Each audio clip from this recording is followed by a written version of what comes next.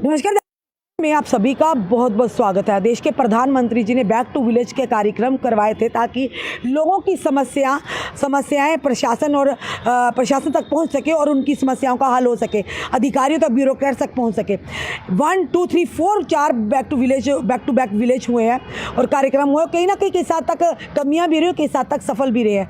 वहीं पर अगर बात करें तो लोगों का एक विश्वास होता है, जितने भी वहाँ का अगर ग्रामीण क्षेत्र की बात करें, पंचों सरपंचों पर एक विश्वास होता है जो 3 टायर सिस्टम जो लाया था सरकार की ओर से कि और मजबूत किया जाए। अगर देश की ग्रामीण क्षेत्र के या शहरी लोग उनकी समस्याओं को समाधान करने के लिए 3 टायर सिस्टम की स्थापना हुई थी, उस 3 टायर सिस्टम चल भी रहा है।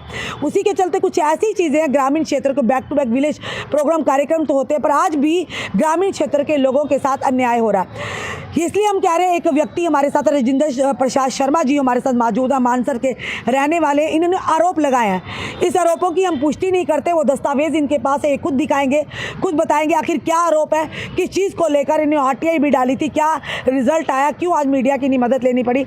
चलिए इनसे बात करते हैं। राजेंद्र जी क्या कहना चाहेंगे? मैं ये कहना चाहता हूँ, मैं ऑनरेबल लेफ्टिनेंट गवर्नर जी को मैं ये कहना चाहता हूँ कि मेरा जो मैं एलिगेशन लगा रहा हूँ इस पर पूरी इंक्वायरी करके और इनके अगेंस्ट, जिनके अगेंस्ट मैं एलिगेशन लगा रहा हूँ उनके अगेंस्ट FIR लॉन्च करके they should be put behind the bar. क्या पूरी बात है बताइए ताकि जनता को समझ आए। बात ये है, मैं बताना चाहता हूँ कि मैं कधारनू पंचायत जो ब्लॉक नगरोटा, गुजरू नगरोटा में, तहसील रामकोट और डिस्ट्रिक्ट कठुआ में आती है, मैं उसके ख़िलाफ़ ये कहना चाहता हूँ कि वहाँ की पंच सरपंच ने इन्होंने मिलकर के कार्ड बनाए हुए हैं, जॉब कार्ड बनाए हुए हैं अपने रिश्तेदारों के, और उन्होंने उसमें पैसे डाले हैं। मेरे पास सबूत है कि उन्होंने पैसे डाले हैं जिसने कभी दिहाड़ी कोई लगाई नहीं, लेकिन उनके नाम में, उनके अकाउंट में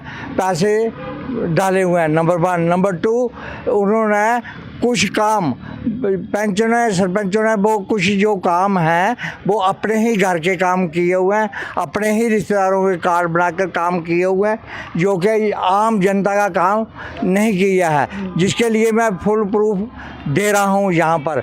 और मैं अगर हुआ तो इस मामले को मुझे चाहे कहीं भी हो, कोर्ट में, हाई कोर्ट में, सबूत है मेरे पास सब सबूत है। ये देखो, कंस्ट्रक्शन ऑफ प्रोटेक्शन वर्क, ये बताइए, बोलिए, ये देखिए,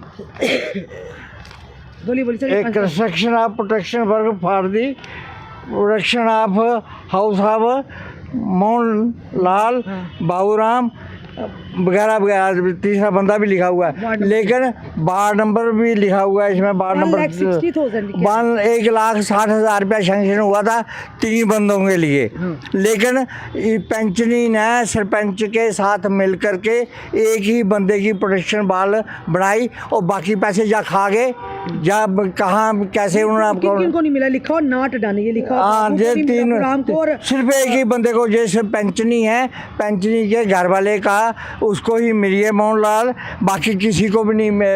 बाकी 2 बंदों को या 3 बंदों को कोई पैसा उनमें ना, उनकी प्रोटेक्शन जो उनके लिए आए थे पैसे, उसकी अलॉटमेंट की कॉपी है आपको?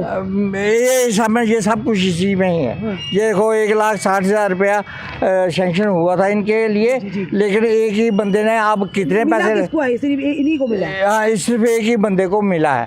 और ये लिखा ना डन बाबूराम एंड अदर्स। हाँ, दूसरों का काम हुआ नहीं है। तो मैं ये चाहता हूँ, आपने आरटीआई डाली थी, आरटीआई से जवाब मिला है? ये मुझे आरटीआई का जवाब मिला है। मैं ये कहना चाहता हूँ, वहाँ पर मैक्सिमम घोटाले हुए हैं। मेरे पास डॉक्यूमेंट्री एविडेंस है, अभी भी मेरे पास डॉक्यूमेंट्री एविडेंस है। ये देखो, धार रोड टू शिवराम हाउस, ये 2021 में ये रोड के लिए पैसा सेंक्शन हुआ था 98, लेकिन वहाँ पर कुछ भी नहीं बना है। उसका मकान तो ऑलरेडी उसके ऊपर है, मेन रोड के ऊपर है, तो वहाँ कोई रोड नहीं बनी है। अमरनाथ ये भी सरपंची का, मतलब मैं ये कहने के चाहता हूँ कि सरपंचनी के रिश्तेदारों ने आपने कंप्लेन की जो इसकी बिल्कुल कंप्लेन की हुई है, लेकिन उसका है कि ये वहाँ वहाँ रहते हैं, इन्होंने कोई एक्शन गवर्नमेंट ने अभी तक तो लिया नहीं है। आपने कंसर्निंग विभाग को मैं कंसर्निंग विभाग को भी लिखा हुआ है जी।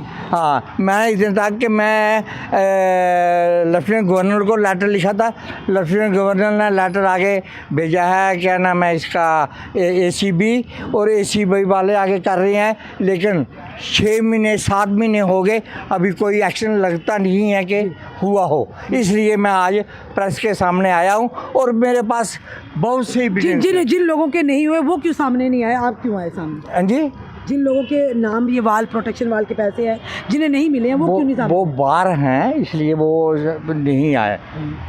लेकिन ये बंदा जो है, ये उसका पेंशनी का रिश्तेदार है, और क्या नाम है, इन्होंने मिल मिला के सरपंचन के साथ मिलकर के, वीडियो के साथ मिलकर के, इन्होंने एक ही बंदे का काम हुआ है। बाकी चलिए इनसे भी बात करने की कोशिश करेंगे, फ़ोन नंबर हाँ। देंगे। चलिए, इन्होंने इल्ज़ाम लगाया है और ये आरटीआई की तरफ से आया, ये जवाब जो इन्हें आया, तो कंसर्निंग इन्होंने कहा लेफ्टिनेंट गवर्नर को भी लेटर लिखा है, कंसीव ये ना जाने कितने और लोगों के साथ इस तरह होता होगा। ये हमने नहीं कहा, ये इल्ज़ाम लगा रहे हो, उनके पास दस्तावेज़ हैं, अगर डॉक्यूमेंट्री एविडेंस है मेरे पास। एविडेंस है, दूसरा पक्ष देख रहा है तो वो भी अपनी बात रख सकता है। फिलहाल कोशिश करेंगे पंच सरपंच से बात करने के लिए कि जो उन्होंने इल्ज़ाम लगाए हैं विद एविडेंस, क्या ये सही है, इनमें कितनी सच्चाई है। आखिर 2 लोगों के 3 लोगों को जो पैसा सेंक्शन हुआ था, एक ही को मिला, 2 को क्यों नहीं मिला, वो पैसा उनका कहाँ गया। फिलहाल आप अपनी राय ज़रूर रखिएगा और वीडियो को शेयर कीजिएगा। जुड़े रहिए ऐसे हमारे साथ अगले अपडेट के लिए। जय हिंद, जय भारत।